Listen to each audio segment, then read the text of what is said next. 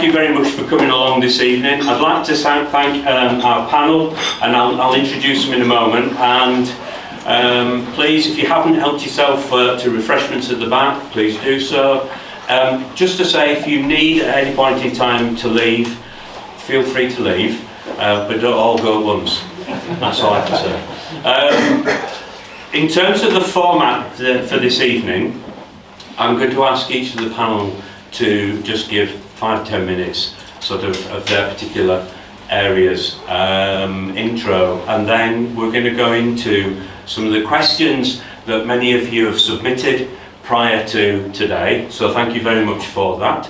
There's about 16 sort of different categories, and we'll see how we get on there. We aim to finish for about 8:30, and so if there's a little bit of time left, I'll probably take one or two from the floor in terms of questions. So how does that sound? Does that sound okay? Yeah. Brilliant, thank you very much. First of all, apologies from Irving Weaver. He did want to be here, but he's away at the moment, and so he sends his apologies. And if I introduce our panel, we've got Ian Service from the Community Foundation. So many of you will know the people here. Gary Plant, MD, Simon Weaver, First Team Manager, Sarah Barry, new CEO. We've got Andy Harrison from the Independent Supporters Club, and we've got Claire Bridge from the Supporters Trust. And we've also got my good friend here, Jenny Brown, who's taking the notes for this evening. So hopefully we'll be able to have some information to be able to put out in terms of this evening. So without further ado, rather than me stand here and you all look at me, I'm going to pass over to the panel and ask for introductions. I'll tell you what, Claire, would you mind starting at that end? No, Thank you very much. Hi, I'm Claire. I have written some notes, but I'm not going to read it line for line. I'm the nominated chair for the current working group to do with the Harrogate Town Supporters Trust. It's a relatively new group, and we've currently got 49 members. It was set up to work alongside the Independent Supporters Group to increase, really with the vision to increase footfall at all games. The Independent Supporters Group's a well-established group, it runs like a well-oiled machine, and it wasn't to really change that or threaten that. With hindsight, I think it's fair to say things could have or should have been done or handled differently. Hindsight's a wonderful thing to look back at, but I do feel that we can build some bridges with the Independent Supporters Group. I know I've met with Andy and Kat, and there's work to be done, but I think if we can look at the main objective is to grow the club. And if we have that in mind, what can go wrong? Bradford City and Tranmere Rovers, I've been doing quite a bit of research on trusts and supporters groups, etc. And there is some really good websites out there. I'm happy to share them and put them into the minutes, because I think it shows how they actually can work side by side and grow the club. That's the main thing, and that's why I'm here tonight. So thank you, and thanks for inviting me. Thank you very much, Claire. Andy. Right. Hi, my name's Andy. It's like being an AA meeting, listen to you.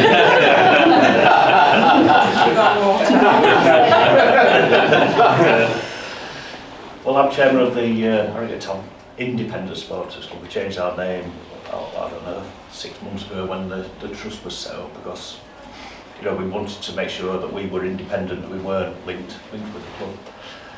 I'm chairman. We've got Kat, who's vice chairman, Jordan, who sorts away travel. I've got Paul, who's secretary. And we do have a treasurer. I mean, I think this was one thing that people were questioning what happened to our money, but we do actually have a treasurer, and he's a well-known member of the club, and he's called Phil Harrison.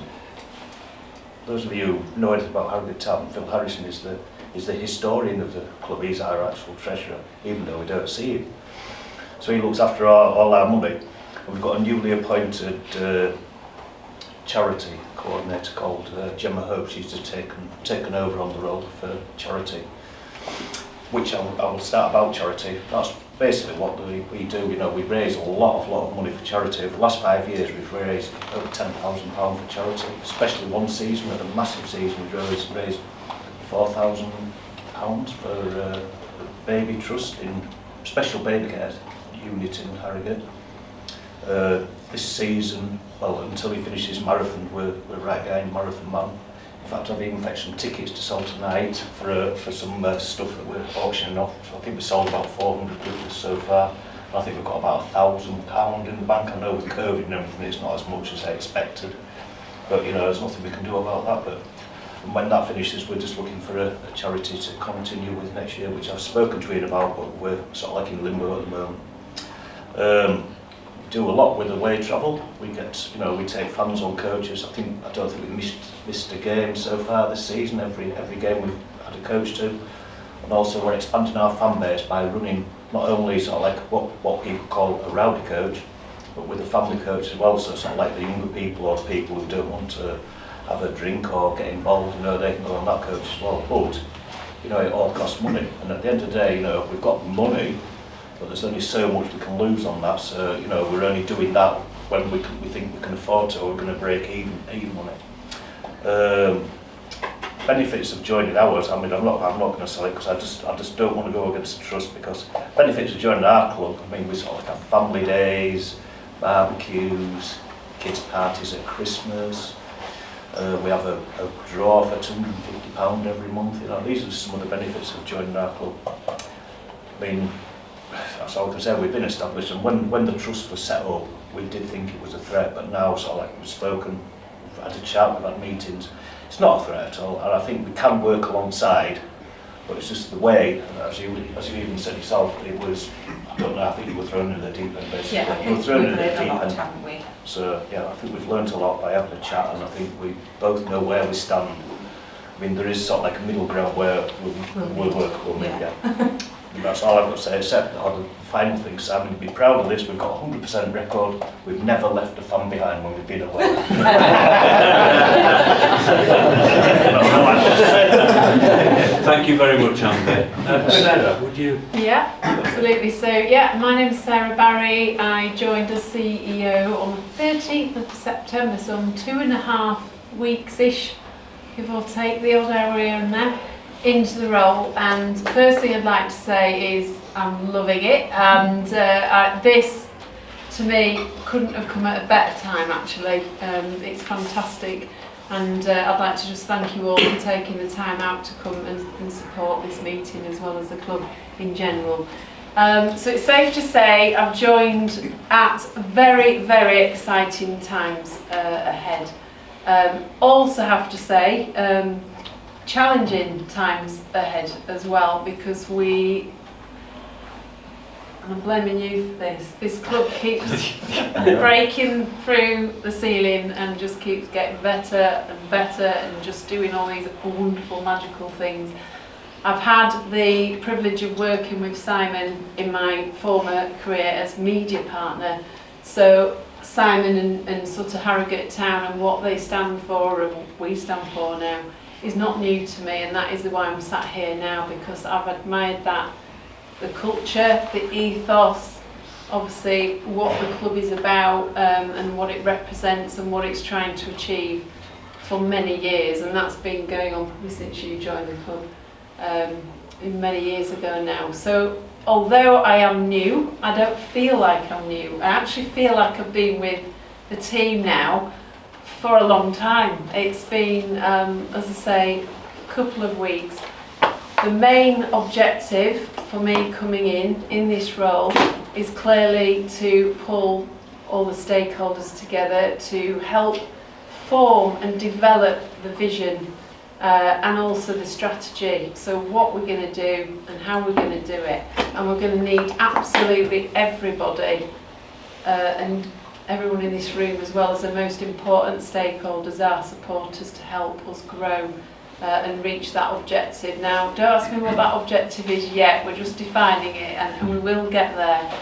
We're not far off, but clearly these things don't just happen overnight. So what I'd like to do tonight is I want to be, and I am, honest, open and transparent.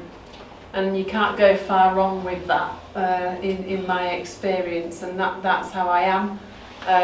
If you ask me a question, I'll answer it. If I can't answer it, I'll say I need to come back to you and look into it further.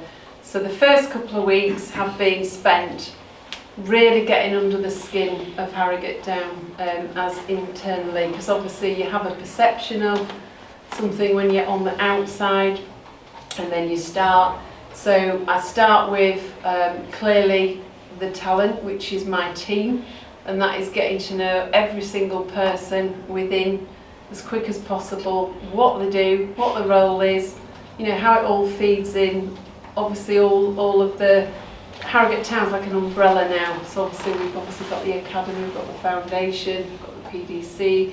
There's all of these different strands that feed into this brand that's become a beast, really, and we are ambitious. That ambition isn't going away. I wouldn't be sat here now if it was, because clearly I'm here to try and grow and build a foundation.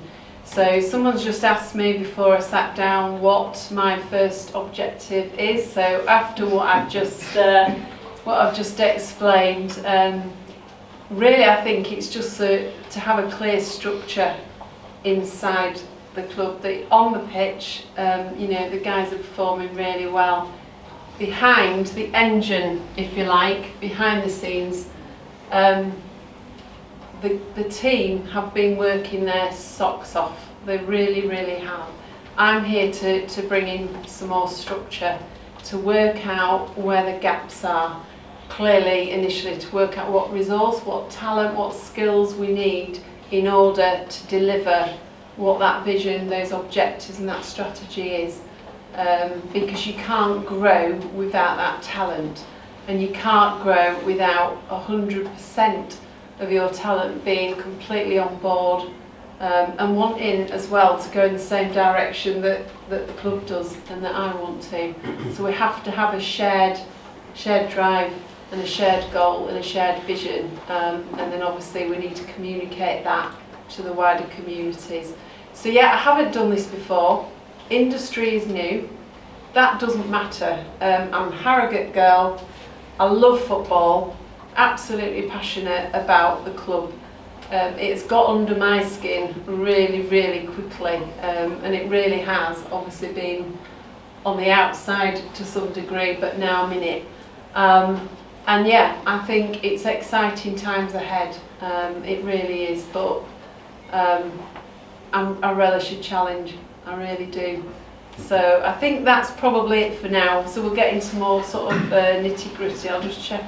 I've not missed anything, but yeah, just coming back to that point, I guess I've not done this industry before, if you like, in terms of football. However, what I have done previously is bring community, all the stakeholders together. The only difference is this is football and not radio. But actually, the job is fundamentally the same. It's not that dissimilar.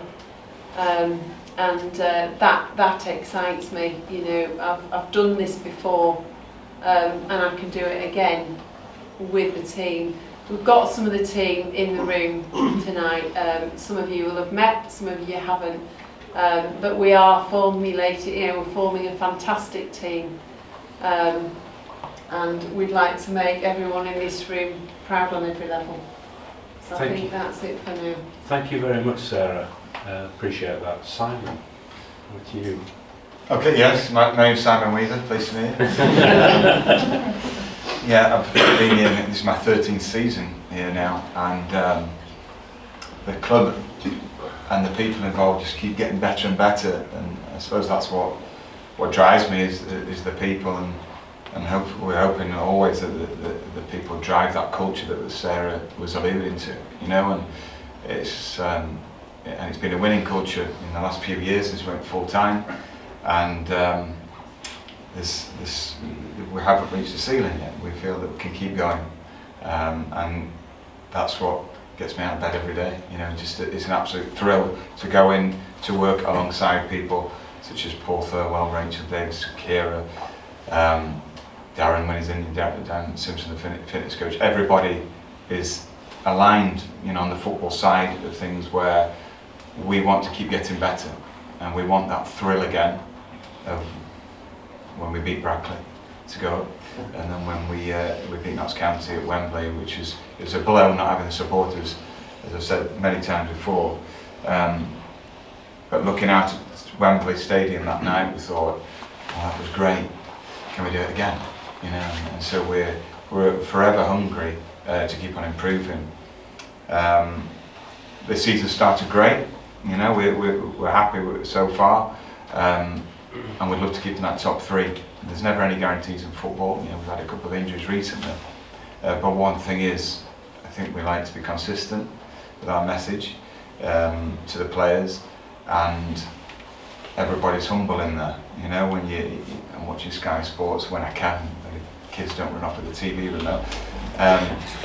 And it drives me mad sometimes, modern day game, you know, when people are walking in with earphones or looking like that with the phone, and they can't get their heads up and say hello, and we insist on it, you know, we insist on just down-to-earth lads really wanting to play football to the best of their abilities for Harrogate Town.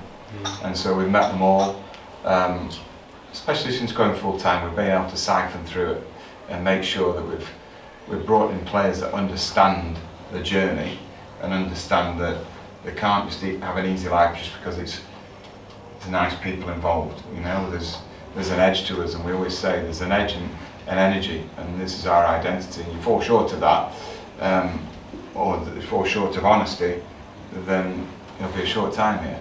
You know, but then there has to be that ruthless edge, because we are, runs deep with me because I've got my dad as chairman, but I'm in a race against time. You know, with him, you know, everybody's got their lifespans, but I'm aware. You know, I'm 43, my dad's 72. I want success. I want to bring him success. I want success for the town because they've embraced us now. You've embraced us, and if you think that we had about this was our attendance just about, you know. And it's when I look at people carrying out the roles of pride, like Paul Thirlwell, who's did the warm-up, I'm looking out, just letting him get on with it, not getting in people's faces. And I see in the warm-up, the ground all 4 sides filling up, my heart's pumping, you know, because I'm thinking, yes, I'm feeling it, it's happening, and it's happening again, you know. And I don't want to make a rod for my own back, and please don't quote me on anything, but I'm so excited about this season. I think this is the best group of players we've ever had by quite a margin, really, you know, and it's the most honest group. And I'll let you into something. When we won at Wembley in the FA Trophy, I went to bed a bit early actually, because I thought we'd done it but not in our way, you know, and I look at the antics of players, and that means so much to me if they fall short, and a couple fell short, and I thought we can't retain them. And that was nothing to do with football, because they were good footballers, but they weren't Harrogate Town players, and they didn't behave in the way that I thought would make the town proud. And that is as important now after 12 years, because it drains the life out of me. If you get egotistical footballers just doing what they want. And so the body language is so important to me, and the way they attack the opposition, and the way we warm up, and the way players go and clap the support means so much, because we could win the game 4-0. If they don't do that, they can be out of the team the next week. I guarantee it, you know, because we stand for good, strong principles, because we've got to, you know, we can never take it for granted that we'll have 20,000 in the next game, no matter what. And nor do we want that. We want to grow it on really sound values.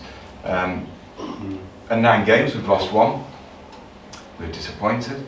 We're disappointed with it, but that will happen. We will lose games this year, and we will draw games where we think, oh, we've played a few off the line, got away with that.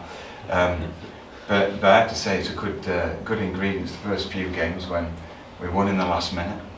I mean, Ed Rochdale come back at us, and Warren Burrell, if that's not a good omen, he scored. And he never scores, but he did on that occasion. And then we had COVID, and one of the players was almost hospitalised, and then a few days after, really struggling with it, ran a 5k in 18 minutes, 20. So that inspired the players, if I'm honest, you know, when we came back to training. And then the second game was Barrow, where we scored a magnificently fluky goal with a top spin deflection, and I thought, well, it's our time, you know, this is good. And then even, you know, the keeper saving the penalty away, the Marcox is saving it away at Orient as well, a penalty. You're thinking these are all the ingredients of a bit of momentum, and this is nice. So we'll accept that when that happens. But we've just got to keep on fighting. But the thing what we've learned is off the pitch has been stretched, because suddenly we're up at a level 2 leagues above where we've had our life really in Conference North, and we didn't really have a long spell in the National League, and people were stretched, really stretched, you know, and you're asking people and you're thinking, oh, we're feeling under pressure at the minute. A lot of members of staff, not that we had a lot, but the members of staff that we'd have, and that's part of the growing pains. And so, going back to Sarah for a second, you know, we needed to put round pegs and round holes off the pitch, which is so vital. And every time I went into Stray FM, I realised that they got round pegs and round holes there, and they had something special in the community. And I just wanted to be there. You know, I found myself on Fridays, my car just turning left to go in, and can you do an interview with me, please? Because I like it here, and made me feel welcome. And I thought we need that. You know, we need everyone to feel welcome and embrace the community, because it's a great place, and we need that. We need enough staff off the pitch, you know, with good people around, you know, that can guide people to the next level, because we can't do it just on the pitch. You know, we need to do it off the pitch, and I mean the support. And if the support can keep growing, then we can keep dreaming. And as long as we keep dreaming, then we'll keep fighting the fight. Yeah. Thank you very much, Simon. Appreciate that. Gary? Can't really follow that, can you? I've been with the club going on 10 years, started as a volunteer, and as you've heard before me, you know, the club then, my first match was Bishop Stortford on a Tuesday in October. We drew 2-2, and I think there were about 75 people there. It was mainly a car park. We've all seen the development of the stadium over the years to what is now a lovely little stadium, you know, and it's fantastic to see. I don't recognise the place, but the other really important factor is on the values. And you know, you've just heard Sam talking about the players and getting your eyes up, looking people in the eye, shaking hands, saying hello. Our first visit to Wembley, the hotel we stayed at, on the day that we were coming back, the general manager there collared me and said, right guys, he said, can I just have a quick word? I went, yeah. He said, there's only one manager, manager that's ever said hello to me, and that's Klopp from Liverpool. Managers usually ignore me. He said, directors never speak to me, and players, I make a habit of holding open the door when they arrive or when they're leaving. And he said, rarely do I get a thank you. He said, every single member of your staff and players said a big thank you. He said, it means a lot to me. You know, on the back of that, we've made sure that can we keep those values going, because it means a lot, not just to the players and the staff and the supporters, but also sponsors. They want to see a club with a good reputation on and off the field. You know, and if you look at the people that we've retained, some fantastic news. Environment will continue to be this stadium sponsor. We've got Aon, Myring's Green King now, which is a lovely piece of sponsorship. But that's important to the club to bring revenue in to keep that wheel turning. You know, and as important, really, on the football side and what we do off the pitch, the sponsors and the advertisers are really keen to understand what our foundation, Quinton Foundation, is doing. I'm not going to steal his thunder, but it's important that they see that, you know, we're doing lots of little things across the community to help different various groups. Occasionally, I go knocking on some of the doors around the ground just to say hello, and are we being the best neighbours we can be. Sometimes people talk to me, and sometimes they don't. But the last time I did that, an elderly gentleman, a retired librarian from Kensington, and his wife, and I knocked on the door and I went, right, hello Ben, how are you doing? Well, we're doing really well. I said, and I said, are we being the best neighbours that we can be? He said, well, there's just one thing. He said, on a Saturday now, it's so noisy. He said, we usually like to get our books and read it on a Saturday afternoon. And he said, but you know what, we read in the paper and we hear all the things that the football club are doing across the town, and we think it's a small price to pay, so we go and lock ourselves in the back room now. So you've got to make more noise, so we go into another room and read the books. So it's really important. It's important to environment, into Aon, to all the sponsors, that we act honourably as a football club. Stick to our values, and we look after everybody, supporters, staff and players. And really, that's me. Thank you very much, Gary. Ian? So, as community manager of Harrogate Town Community Foundation, probably been around 4 years at Harrogate Town. Used to work for the council and did a bit of work with Gary in the club. It's just such an exciting time, and the foundation itself has grown with the team and success. 2 years ago, probably to this date, we were looking to employ our first community coach on 3 days a week, and we're on 9 contracted staff now. Amazing kind of the progression, and it's a really exciting time. So we have a community strategy. So there's some copies just over there if you do want to take a copy. It outlines what our aims and objectives are, what we're trying to do. So I will say that we are affiliated to the football club. You can see the logo on there. We're always going to have that affiliation. But we're completely separate. We're an official charity. We have trustees, and the club don't finance the charity. So we are sustainable, and we'll look to continue going forward like that. The 3 main objectives we have are creating strong, vibrant communities, active communities, enhancing life chances, and enhancing well-being, so improving physical and mental well-being. So everything that we deliver in the community looks to filter into one, if not more, of those objectives. I think the key is that we interact and we engage with really young people from maybe 4 years old when they go to primary school, right the way through to those who might attend a sporting memory session or walking football. So we're really hitting all the target groups, and I think it's especially important to talk about that when we're looking to grow the club. We're talking about supporters club in both independent and the trust, and growing the fan base, because I do genuinely feel that the community has a part to play. We can be the ambassadors in the local area, and often in the media you'll get the limelight, Sam, you and your players, and that exposure. But you know, if we're out in the district, in a primary school, we're wearing the colours, and we're starting to see a lot more people now aware of what we're doing, wearing shirts, and it's really inspiring to see. We do have that strategy. We're looking to grow. There are areas that we want to work in, such as mental health. The pandemic has been really tough on everyone, so we want to help the local area recover. We're a big district, and I think that's also important. Yes, we want to focus on Harrogate in central Harrogate, but there are areas that we might want to do some work in as a community foundation. We're a football league club, so I'm sure there'll be fans in Ripon who might want to come down and watch a game. Maybe they're isolated, maybe they're not able to travel down. So I think there's definite work to be done, and I think the community foundation can help that.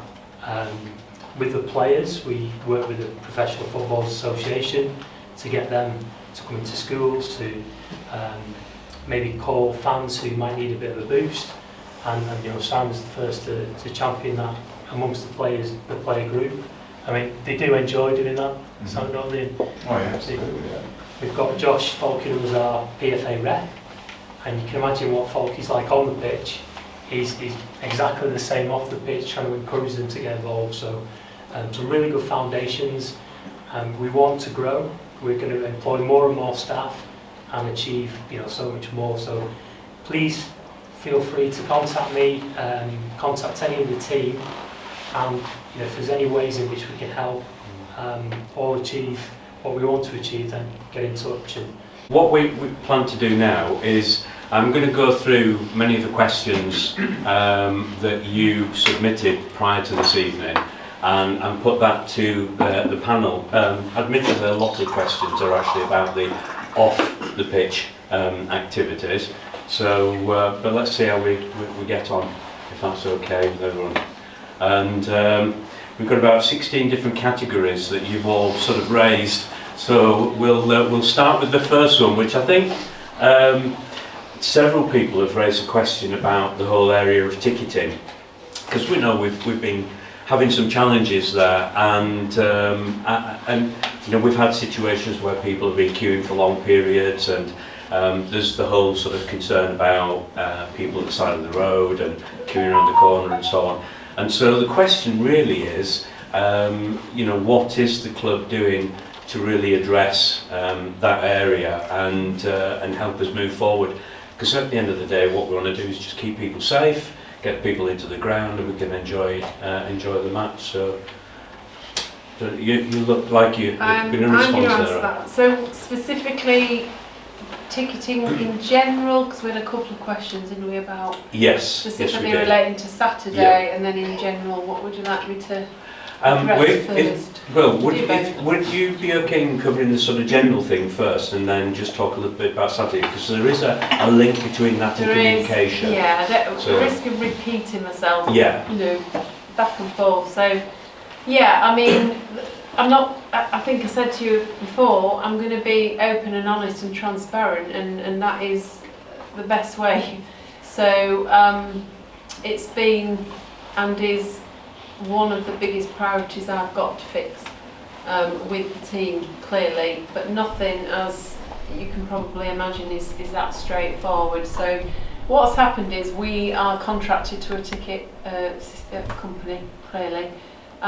We didn't have these problems before with the same company. It wasn't tested during the pandemic because we didn't have any crowds. So it's become apparent when this season has begun that we have got a problem. What we've also discovered is that the same ticket system, I'm not going to be naming names because clearly, you know, contractually, professionally, that's not really the way I'd like to work. So I'm just going to give you the broad overview. After each match, we know that the other clubs in the UK, of which, you know, we do speak to on a regular basis, are unfortunately having the same issues that we have. And it was my first home match on Saturday, so I know there's two other clubs in the UK that had home matches with the same system, had the same problems. It's not an overnight fix, so therefore what we are doing behind the scenes is working with our existing contracted company to try and rectify the problems. There isn't one reason given as to why it's failed. So we've had, correct me if I'm wrong, I think Hamill's here, I think we've had about probably 9-ish matches, maybe more, but we've literally had problems and different reasons given. These are different reasons given, and they're all outside of Harrogate Town football clubs as well. So once we're on the match day, it has been a case of us trying to get it fixed as quick as possible. So coming back to the main point, there's two things that we're working on. One, we're trying to fix the system we've currently got. Coming out of a ticketing contract or changing it when you're in the middle of the season is not ideal. However, what we are doing, should we need to do that, because if we can't get a resolution quickly, then we will have no option, is we are working on plan B. What is our succession plan? But, you know, as anyone that works in business, runs a business, we can't have two contracts running with two different companies concurrently. So we have got a plan B that we're working on fast, and that's as much as I can say on the current ticketing system. What I can tell you is what we're doing to try and alleviate the pressure because it does create pressure points, it creates queues. We've got almost a perfect storm, and that's what you saw on Saturday really, and probably previous matches. So we've got a situation at the moment due to various reasons that the bar at the away end, the bar 19 bar, can't be opened, so that doesn't open. So that does not open for away fans. We're not selling alcohol, we're not selling anything to away fans as well as home fans. What does that mean? That means everyone's going to the pub and staying at the pub longer if they choose to have a pint before the match starts, so they're coming to the game later than they would have done, and that's a fact. So what we're doing about that, that'll lead on to that question. I'd ask yourself this, if you were in our shoes, is it our choice to not open the bars or have a pop-up bar by choice? If you were a business, you would be doing that, because clearly we want revenues to come in. We can't just open a pop-up bar and then do that easily. So we are working at the moment on that element. So there will be a solution to that. I just don't have it right now to tell you and communicate it. I will do that. So that's one element. The other thing that we're doing is we are looking at, we've introduced an 11 o'clock cut-off for ticket sales at the ground. So we did that last week. That was communicated, possibly not enough and not on enough platforms, so I'll take that. I think that is something we can learn. We communicated that through our database. We communicated that through our own social media platforms and website. We communicated that through the Harrogate Advertiser. I think it's fair to say we can widen that and we can do more repeated messages. That does cross over into one of the other questions of what you're doing to alleviate the queues. Yeah. Because it's a very important question. We are where we are, literally, location-wise, on Wetherby Road. It's a busy main road. We, the club, took the decision to bring that forward, to not sell tickets beyond 11 o'clock. What you saw, for example, on Saturday, and this is one of the reasons, the ticket system gone down about 9 o'clock in the morning. It meant that some of the problems that we realised quite quickly is that some people had bought a ticket online, the money's left the bank account, but they didn't get the ticket. And I'm sorry, apologies if that affected you in the room, but that's what happened. So what we had to say to those people is, look, you come down, you can obviously prove the transaction gone, we'll just give you the ticket at the ground. What actually happened is we had some people also queuing in the same queue who had not bought a ticket.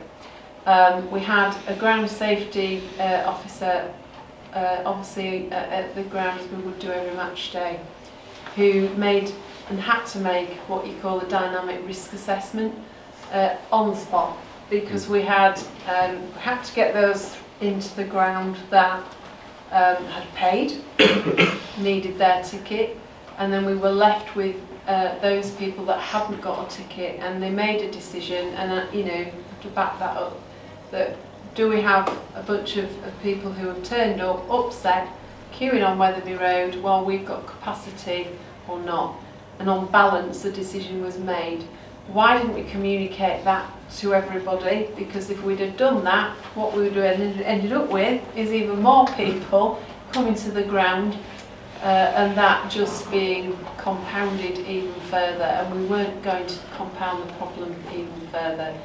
So what are we actually doing apart from that? So going forward, because one of the questions that came was, can you give us reassurance that the ticket system? The honest answer is no, I can't right now. What I can tell you is that I and the team are working as quick as possible to get the resolution, short term, long term. However, a contingency plan in place should that happen again for the next game, and this is something that will be communicated and will be repeatedly communicated, is that we're going to open the shop longer. So at the official club store in town, you can currently buy tickets up to 12. We're going to extend that to 3 o'clock, effectively, till the match starts. So that's definitely one thing we are doing. We're going to bring online sales forward, so that ends at 12 o'clock midnight the night before. Now, you might think, well, that's a bit daft because you're turning people away. We've looked at the numbers, clearly, we analysed stuff. About 6% of our of our tickets sold are done on match day. So only 6% are actually purchased on the day itself. So we're talking about literally around 100 at times, depends on numbers, but that percentage has been quite consistent looking at every single home match that I've looked at to date. We are also, but I can't give details because it's just not finalised, but we are looking at a third option nearer the ground that will be closer than the club shop is, so those that maybe want to purchase a ticket en route to that haven't gone online before that time can do that. But you know, I can't confirm that. We need agreement, we need to do a site check, we need to see if the Wi-Fi works, we need to see if the printer works, we need to see if there's a cable we can plug into, etc, etc. But that's something we can turn around really quickly. So that's where we are with the ticketing. It's really not that straightforward. I've spoken to clubs higher up than we are that are having the same issues.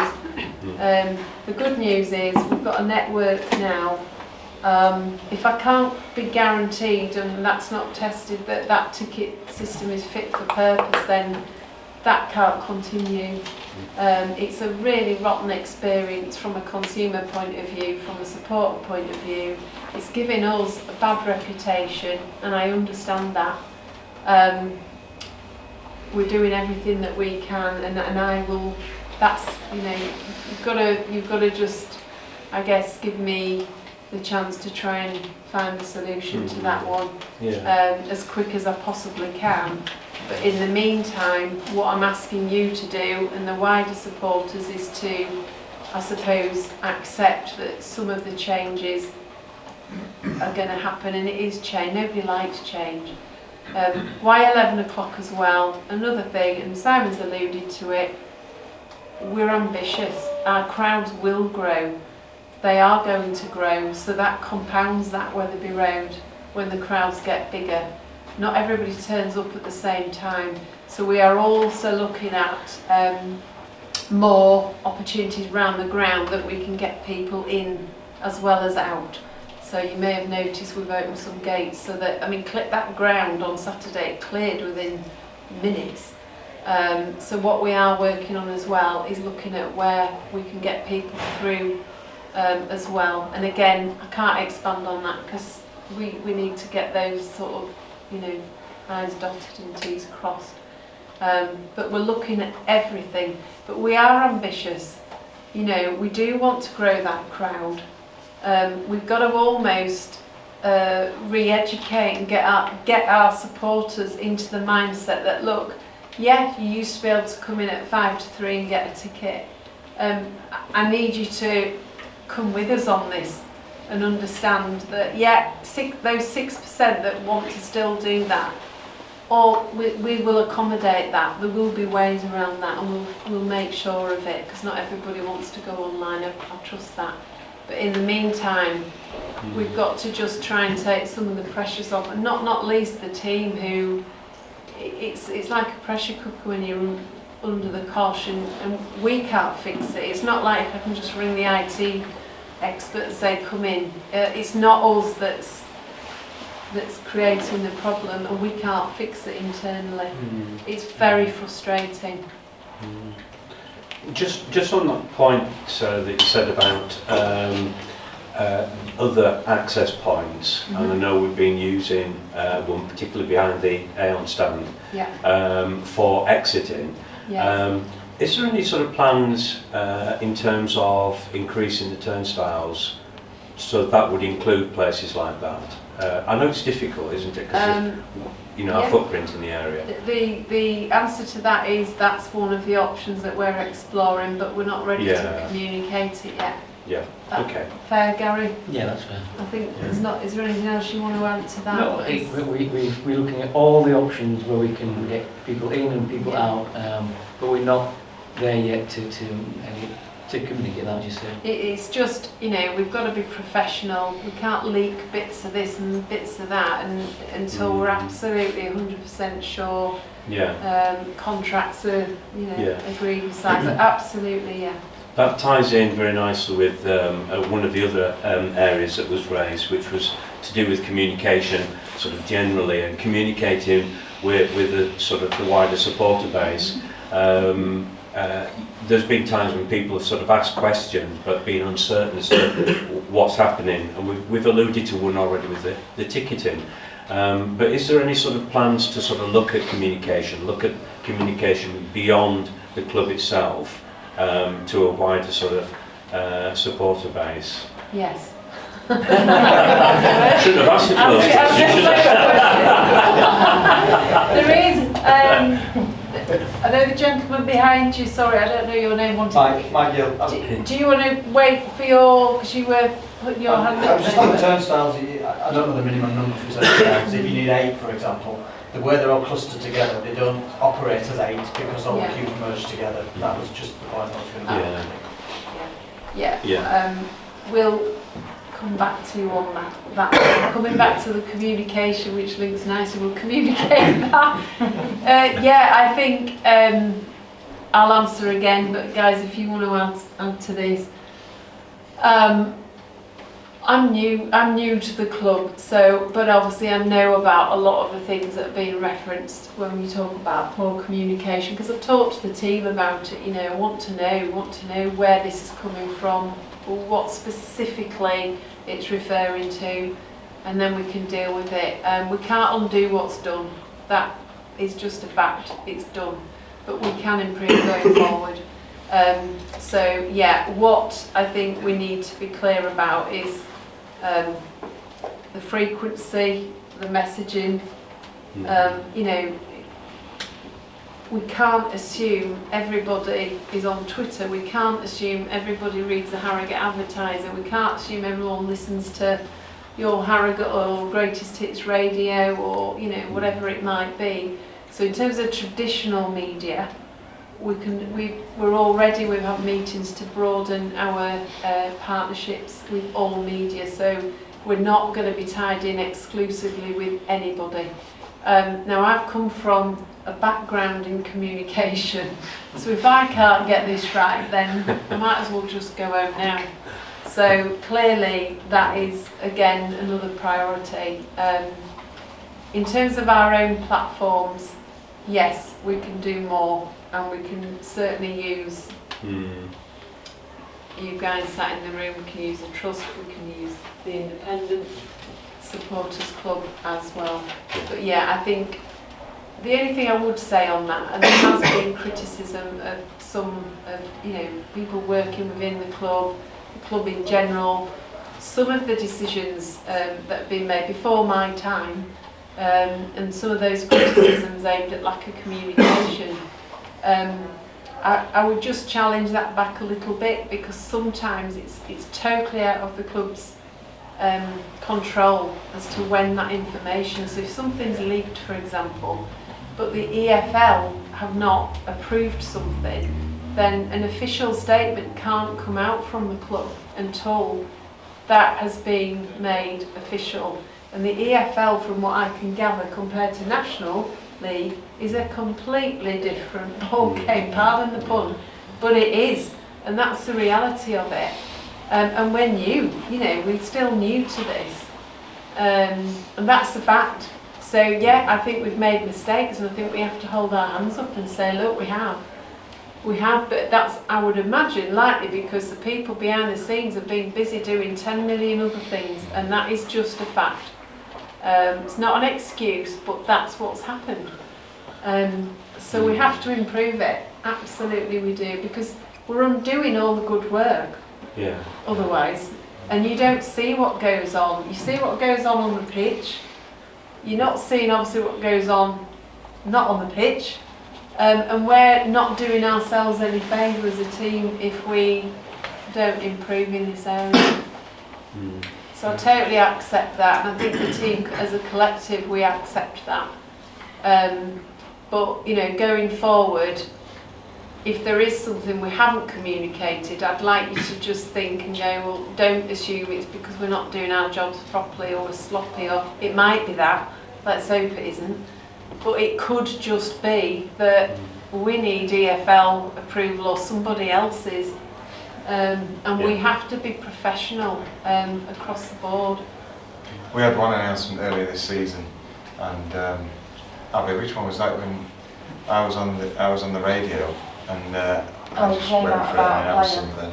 Sorry, was Did it? you come out about a player or something? Yeah, and I had to ring you. I'm trying to do an interview, and Abby was ringing for fun. I was thinking, well, what's the problem? It's an emergency. And as I came off after announcing the signing, she said, "You haven't announced it, have you?" I said, "Yeah." And she said, "Oh, you shouldn't have announced it. We need EFL approval. Might get in trouble." I said, "Oh, yeah, well, it's out there." And so everybody knows that. So I've had to learn from this. Yeah.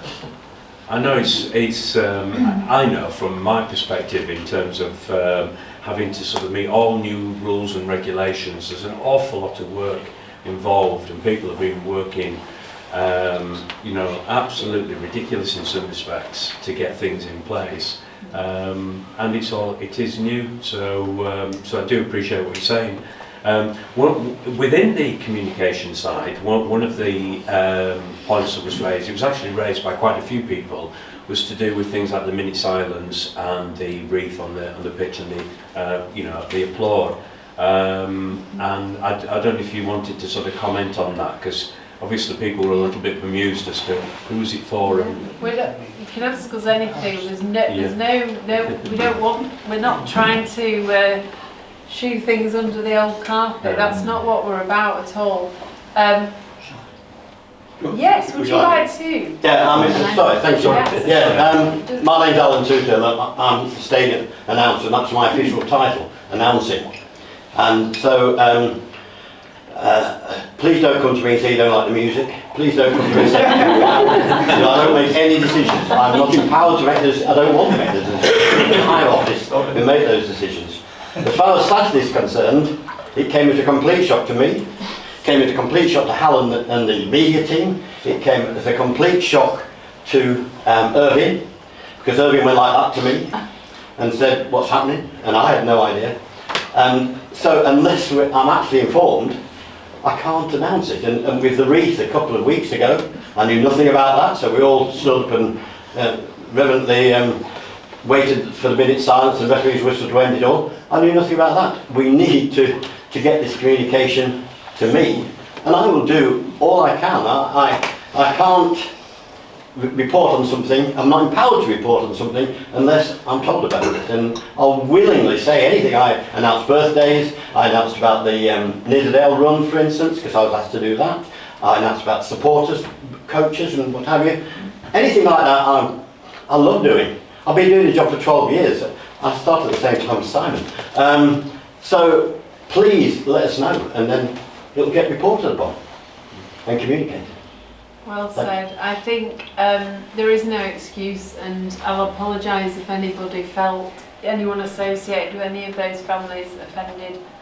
I think you know the club better than I do. You've all been involved longer than me probably, so you will hopefully know that the intent was not to upset. No, of course the intent was never to for it to look disrespectful. It can't happen, and it will not happen that going forward. Devil is in the detail, but that sort of thing is really, really important. It really is. But that's for us in the back engine, if you like, to get right. The actual tannoy system doesn't work in the AM stand anyway, so you can't hear anything. Okay, It doesn't work. The speakers are there. that's the first. I'll add that to the list. We didn't but go it's over good that. to We could hear have said it that. was announced. I didn't know that. Right, well that's probably something. It's only been the last 2 games that that's been not working. Is it? Yeah. Oh, I don't know. I'll look into that. The tannoy Yeah. system is being overhauled throughout the stadium. The supply chain for the suppliers, it was due to be October, November, it's December, it's fallen back, but all the system is tied in to be revamped. We'll just try and G that up a bit then. Yeah, and I think it's just that making sure it's, you know, religiously it's that checklist, isn't it? 'Cause I don't think anyone, it was coming from an evil place, getting it wrong, you know, in terms of it was the last side foot home from 5 yards, wasn't it? Just telling Alan, you know, and we wanted to do it right, you know. With the lane of the wreath, you know, it was sort of completely coming from the right place, but yeah, we tripped up on ourselves there, but I think through that we'll learn and get better. Nobody, in my experience, 99.9% of people I've worked with don't come to work to do a bad job. They just don't, you know. But we've dropped a few balls, and that is, unfortunately, these things are really important to us. So that has just got to improve. There's no excuses, I'm sorry to say it's happened, but as I said before, it's done, and I can't undo that. No, thank you very much. Sorry, can I just say, I'm taking on board exactly what you're saying. It has happened and it's done. But the most disappointing thing in my mind is the fact that it happened 3 weeks ago. And there was criticism then with the wreath incident, and it appears that nobody learnt anything from that incident based on what happened on Saturday. That's what's disappointing to me. Yeah, okay, I'm sorry to hear that. Until I knew it had happened on Saturday because I was there at the match on Saturday. I didn't know until I saw the question that had happened twice before. So yeah, that I was not aware of those two obviously because I wasn't there. But I was aware on Saturday. I thought I'd missed the announcement actually, because I'd got to my seat late. I sat next to. I thought I must have missed that announcement. But you know, there's so many things that we can do pre-match, post-match to tighten up on these things, and it's like you just said, it's a checklist. It's the basics, isn't it? It's basic things. So I'm really sorry. I can't apologise enough for that. You know, when I saw that on the questions that came through, it's not what we're about. No. It really isn't. No, I appreciate that. Thank you very much. Could I just, in defence to the wreath lane, I was a friend of he was a friend of mine that died, unfortunately, and the club couldn't have done more for his son on that day. You know, signed shirt. You know, one of the lads came in and had a chat with him, black armbands, and it was unfortunate that, you know, no one knew what had happened with the minute silence, but the club couldn't have done more for the family at that time. You know, they were absolutely fantastic, and, you know, yeah, small mistake, but the family were absolutely astonished that a football club would actually do that for the dad. So, you know, as a fun family, thank you. It was appreciated. Thank you, I don't know how. Well, just moving on a little bit. Probably a couple of things really. One of the questions put forward was about the club in terms of finance. Now, obviously, we're not talking about actual details, but I suppose because we've heard so much in the news for some time about different clubs struggling through the pandemic period and so on, there was a question about how was Harrogate Town doing in terms of where it was sitting financially. And also there was a suggestion with regards to perhaps another type of ticket that could be introduced, and that was to do with people who want to be season ticket holders but actually live away and can only get to certain matches, and whether something could be done for them in a similar way to season ticket holders. Yeah. I don't know who would like to sort of... Yeah, I mean on the Talk ticket, that's an easy one really to answer.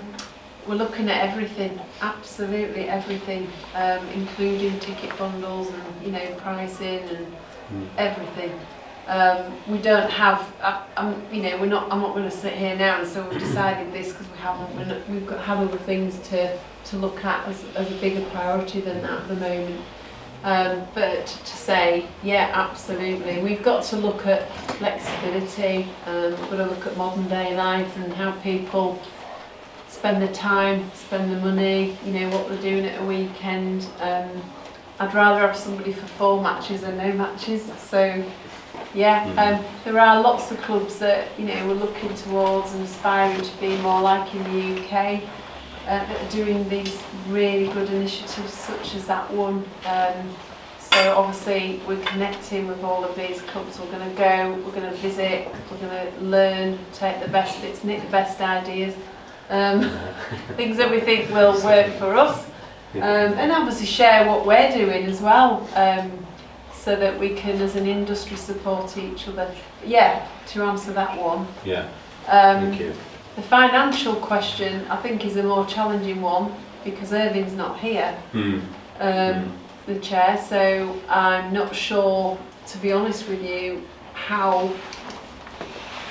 what level I can answer that. And so I'm not probably going to go into detail, but what I will say to that is I will find out what level of detail that can be shared when Irving is back.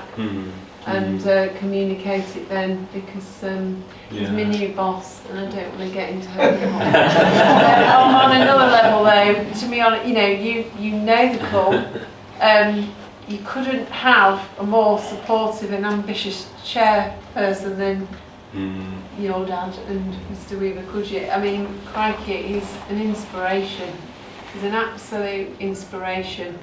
And it's not just about money for me, it's the investment he has put in, the amount of time over many, many years now. And one of the interview questions I asked him when he was interviewing, because it was like that, is, what do you get out of bed for? Why are you doing this? Because I know it's not for money, because I think we're doing something else.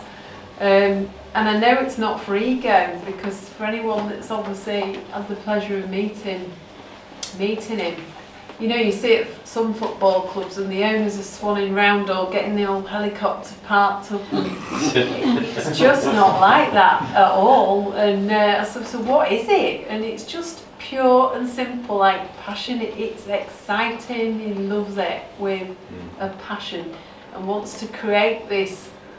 Well, it's future-proofing, it's all the legacy stuff, it's all the foundation, the academy, the PDC.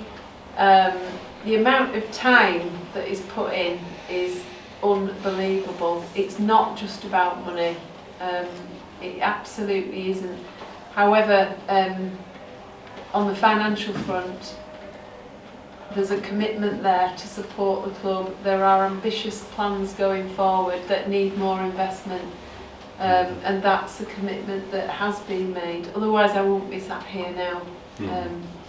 In terms of, got to see a vision and growth. Well, that leads into another question, which was really about like future plans. So for the ground, and I think one of the questions was actually level to yourself, Simon, about the future of where will we be as a club? Will we be in the same location, or are there sort of plans afoot or looking to the future as moving somewhere to accommodate the development? So I mean, there aren't any plans to move away because we want to get an average of 2,500 would be nice to get the average up to that, but we want to build it to a capacity of 6,000, which we will be able to in the next couple of years in our own venue.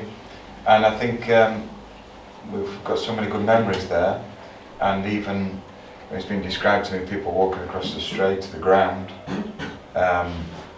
there's car parking problems, but I suppose if people really want to watch football, they find a way to park somewhere, it could be easier.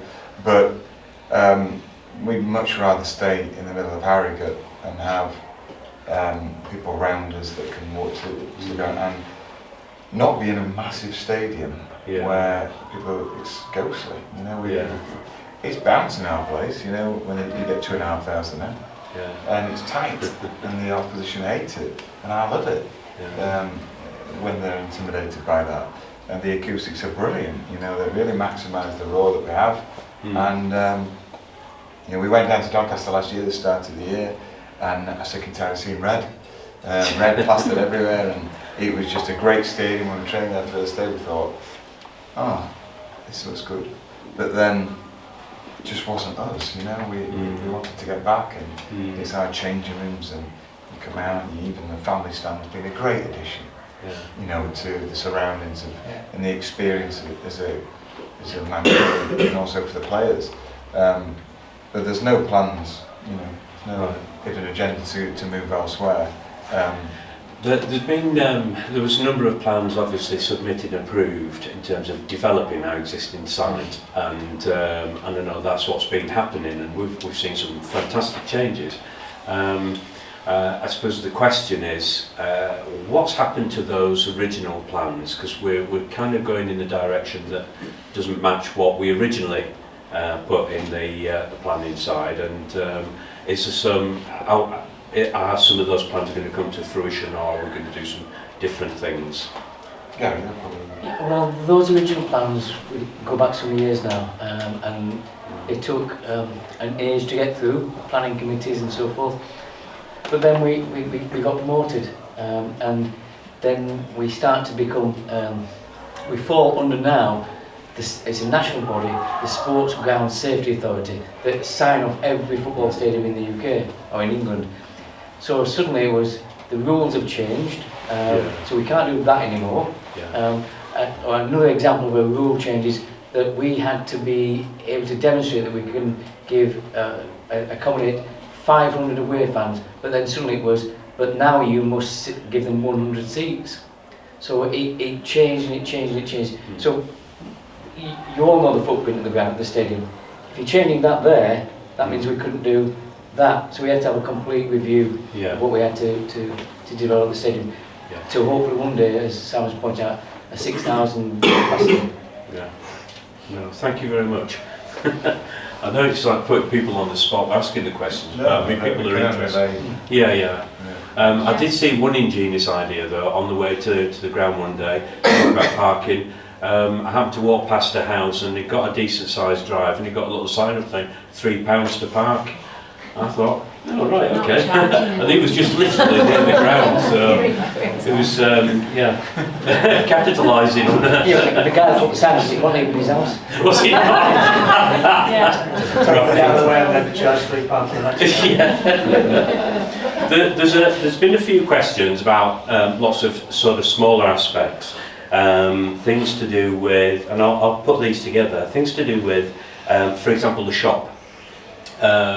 Because so many times, and I know this, and I mean, Terry will be the same, you know, people have asked us, do you have a shop in the ground? And we've said, no, it's on Commercial Street in town. Are there any plans to have a shop in the ground going forward at all? Longer term, perhaps. Shorter term, challenge, space. Yeah. So we're just trying to think of different ways we can. As you put yourself in the shoes of someone that's, you know, running a business, we want to sell stuff. Clearly, people want to buy stuff. So we've got to find a solution to that one. What we are doing, and I think the ad went out, I think it's gone out today, but we are recruiting a couple more assistants for our official club store. So we can open longer and more often and not have to close. So that's going to be really good. The online and the store has been, I think, a game changer actually. And the idea is, so we need to just find a way we can make I think that. the most common question asked of us was, can I buy a pin badge? Yeah, I've got That one was on the most Alan. common question. Yeah. No, I agree. So Yeah. we will, as soon as we can, and we can make that happen, we will. Right. So that goes into the same as the bar and the, all the other stuff. Sorry. On that pin badge thing, there was some on sale for the away fans on Saturday, and Oh, obviously was with the it? programmes With the as well. programme? Right. And they went down like hotcakes because Yeah. Stevenage, I found out, still not selling programmes, so it's a positive thing. Yeah. But the pin badges were there. Yeah, I think we'll just all walk around with like 50 scarves wrapped round and you think I'm joking. John knows me, so we work together. Somebody did that again a few years ago, just had some scarves and sold them like hotcakes. Well look, we might have to, if it was as straightforward as it sounds, it would have been done and it would have been thought of before I turned up, I'm absolutely sure of it. Yeah. But we'll find a way. There's always a way. Just haven't quite worked it out. There's a couple of other things that were mentioned, and thank you for that. One was a comment made or question asked about the food, and I suppose it was both in terms of selection of food, availability, the choices, and also I think somebody said something about the fact that it was cold at one point. So I don't know what was happening there, but is there any sort of further development on that side in terms of accessibility and choice and? I think, do you want me to answer this or are you going to? No, I can go. As we all can see, we've got a very tight stadium. Could we have some more food outlets? And we're looking at all those options. Can we serve things quicker? And to get everybody in the ground fed. The cafe under the new family stand. All that ties into, just with the club shop, the pop-up shop, is where do you put now in the short term? And we're going through every option that I think we can find is to, can we have a food drink outlet there? So for example, you cannot drive a van into the stadium on a match day. You cannot have anything in there with petrol, including a generator. So it's a challenge, and we'll work there, and we will get there, but it's just not this short term. The thing about the cold, the hot, I don't know, I'd need to ask about that, but I want to know about this stuff. If you tell us, I'll do something about it. If I don't know, it's very difficult, so it's just encouraging that feedback. Well, just on that point, one of the questions was, there's a lot of new people that started working in the club, and the question was asked about, who's who do I go to on match day? Now I know we stand there with our green high-vis jackets on now instead of pink, and so we can be a point of contact as the supporter liaison team. However, is there any other avenue that people can sort of raise things or ask questions? Yeah, I mean, typical media person, but I'd reverse the question, what specifically, what about? Right. If it's about something to do with there and then on the match day and you need help with, then I would say that is the job of the SLO. We've got a very friendly team of stewards and volunteers as well. So anybody that is working is going to be there. But if it's something a bit wider than that, then I guess the answer is, well, exactly what it is. So that will depend on who. And clearly, encourage feedback. So if it's something there on the day, if it's something broader or more general, then come to me. We've got a team. I think what we do need to do, and I'm meeting with Cal in the morning, is we'll just make clearer the contacts page and just make sure all our details are on there. But I want to encourage communication. I want you to tell me, I want you to ring me, I want you to email me, you can link me on LinkedIn, whatever. I know on the website there is, in terms of the contacts page, There is something there that people can actually put there is comments in or suggestions. And on that point, could I just encourage people to be respectful in the suggestions being put forward, because then obviously they will be received and people will look at them, read them and actually respond. So if that's okay. Again, we need to tighten up on that as well. I think that's just, you know, again, for the same reasons as noted before, but that's something that we can sort very, very quickly in our sorting. Phil, you just said that you've got nice new blue bits. You said you've got green bits. Yeah, well, exactly. You've got green. There's blue, there's green, there's pink. What do all the different bits mean? Could we have an explanation? What do you know? Well, I do now. Well, I know. Okay, well, the blue ones are all the stewards. Right. So they're responsible for yours and my safety in the ground, and that we meet all the ground rules. So where there's moving around, actually we're not really supposed to do that. Move around. So if we've been designated to a particular stand, the requirement is we remain in that stand and we only move when we're using the facilities or going to the refreshments and things like that. Same with, for example, the movement of any children, you know, that they need to stay with their parents, so whoever's brought them into the ground. And so that's what they do. They look after all of that side. And also if there's an emergency, they will sort of help to man that.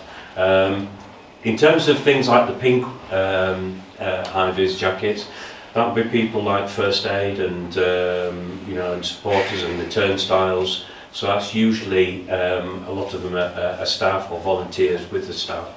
And then, as I say, the green now are the SLOs. It was confusing because there's times when we had to use whatever bib was available. Pink didn't really go well with me. I like pink. So, you like pink? Notice that. Something not pink with pineapples on it. But anyway, yeah. So we're green now. So that's. I mean, does that help? I don't know if there's any other colours. I'm aware of. There's about 4. I saw 4 colours now. I can't remember. Yeah, it's a bit. There's yellow. They're the extra stewards that they bring in.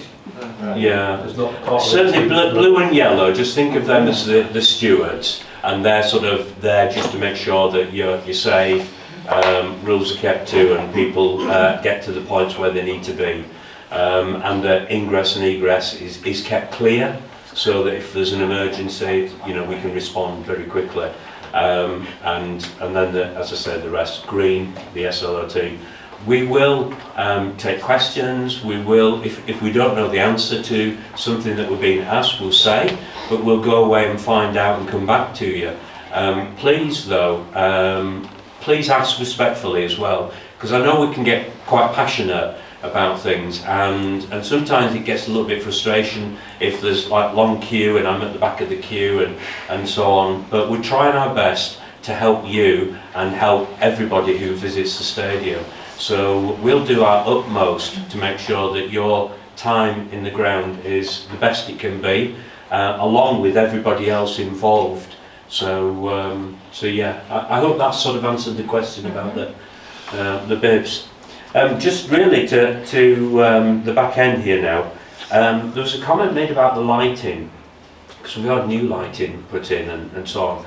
And I don't know myself, but there was a comment made about the fact that certain parts of the ground still has like shadows on, or it's not quite as lit. Do you mean the pitch? Yes, yeah. Well, I can address that. We have to meet a minimum average of 500 looks at various points on the pitch, and that's a test that we have to have done every 2 seasons, and we've achieved that looks rating. When we went to the EFL, we went from 380 looks to 500 looks, and we've achieved that. You'll have seen that we've got additional lamps on various masts. One went up on the black sheep mast and an additional one to try and cover one of those areas. But we've achieved the correct looks reading across all the pitch. And you know, the shadows, sometimes I look and think, oh, it looks dark over there, and I'll go and stand somewhere else. Oh no, it doesn't. But we meet the rules. Yeah. Thank you for that. The mascot. Somebody was saying, "Yeah, we've seen the mascot halfway through the game," and the plea was, "Could we have the mascot for the whole game?" Yes. Well, I don't know about the old game, but so that was one put forward. yeah, there are plans, and this is obviously, and we've been talking about this. Yeah, we want Harry out, Harrogate. Kids are drawn to mascots, aren't they? Yeah. So yeah, if we're going down the route of the family experience and what the families want, what the young children want, then yeah, Harry's got to make an appearance more often. 50 scars around his neck. Going too well. Yeah, Would you call that pop-up? Yeah.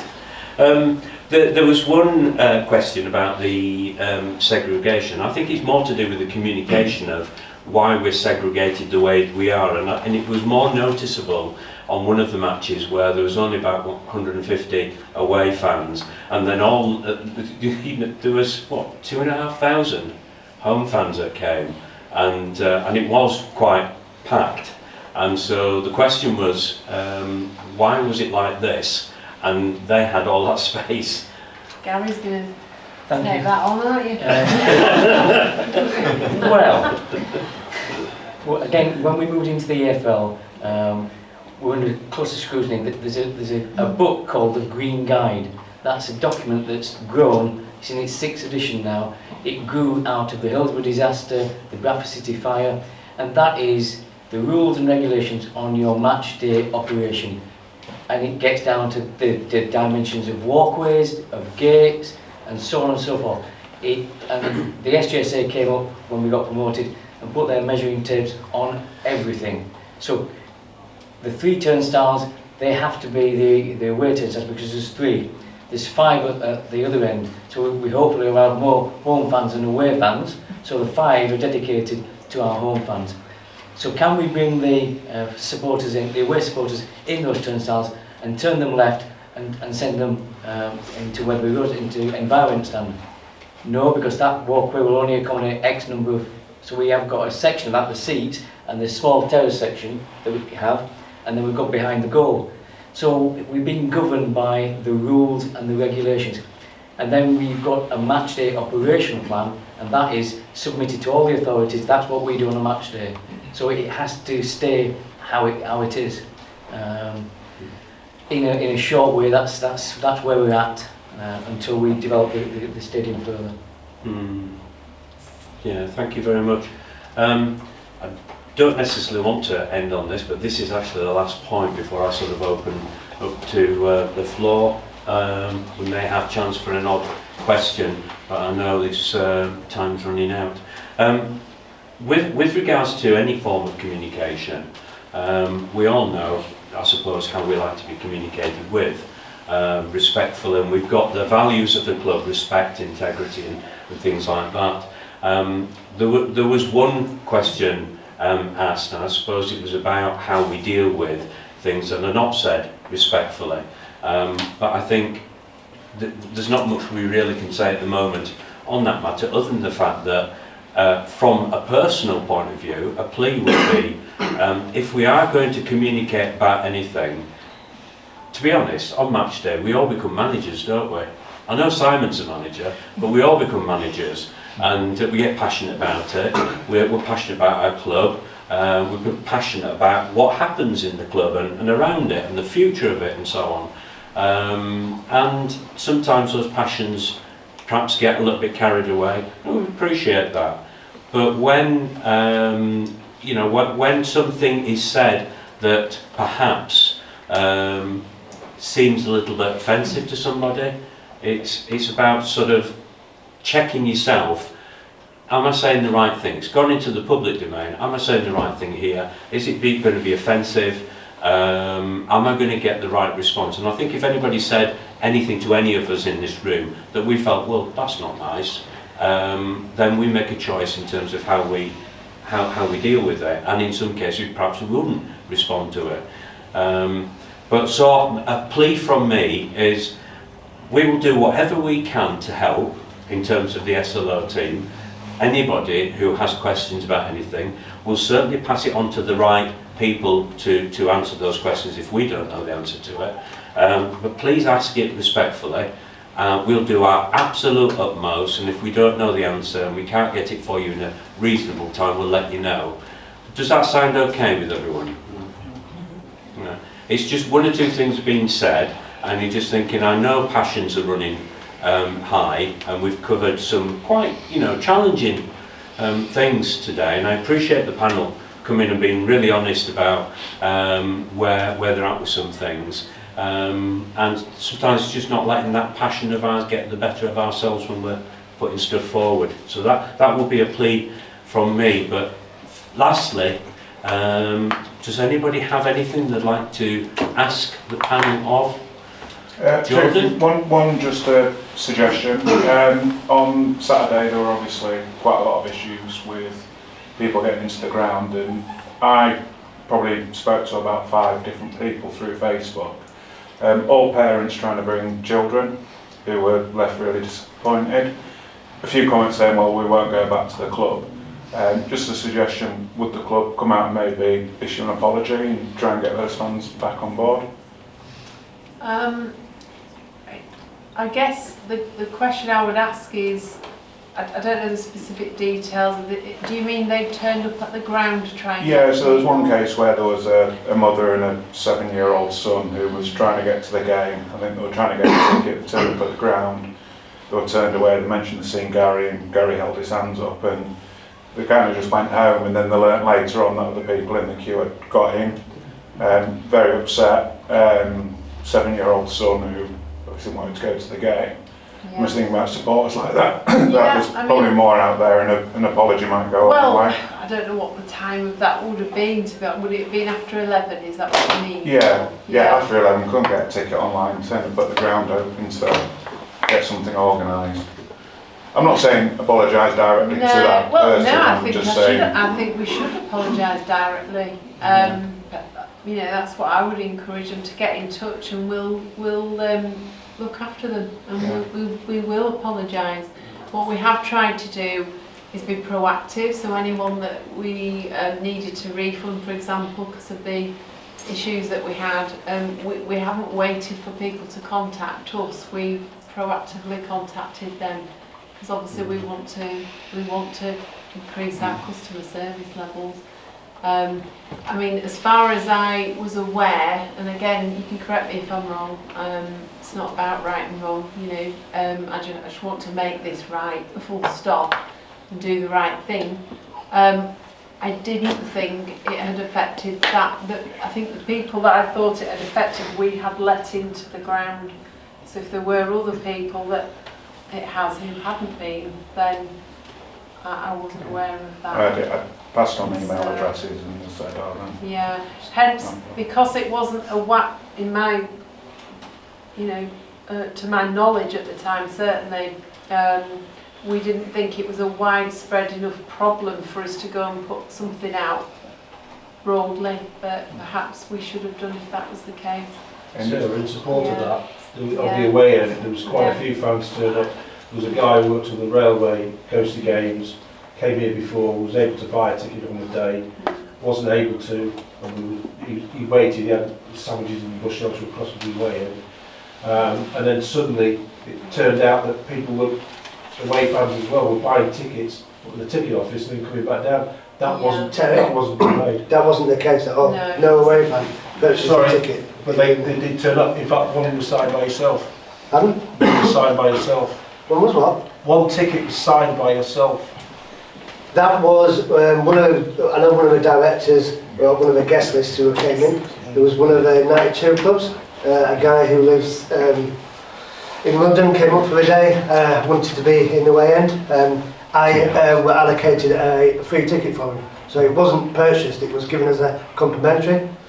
Well played. On my own behalf. Well, I did see some fans come in through the way end with purchased tickets, I'm sorry. No, absolutely not. Okay. Absolutely. I'd just like to say thank you, all of you, for coming tonight. Thank you for the questions that you put forward. I'd like us to give a thank you to the panel for being here and putting themselves on the spot for you. So